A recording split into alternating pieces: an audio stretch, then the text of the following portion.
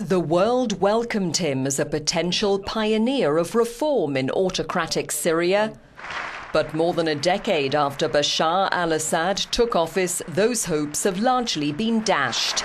Following a short-lived Damascus Spring in which Bashar briefly tolerated political debates criticising the regime, he cracked down on opponents. It was 2000 when the softly spoken British-trained eye doctor succeeded his hardline father, Hafez, known for his intolerance of dissent.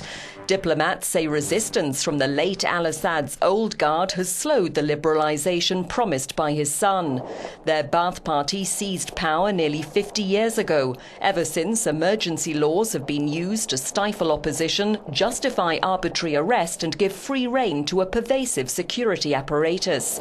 A leading Ba'ath Party member, high-ranking military man, then defence minister, al-Assad Sr. led a peaceful coup in 1970.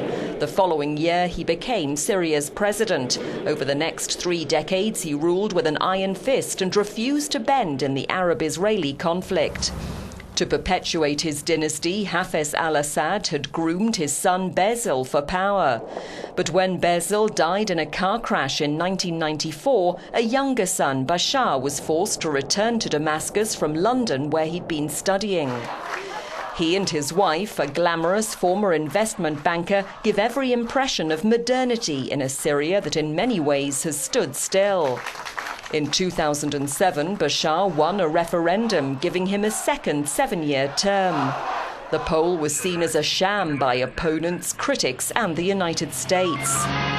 Grievances against the authorities in the Syria he presides are many. They include corruption, the dominance of Assad's minority Alawites over the Sunni Muslim majority, economic hardship and a rising cost of living.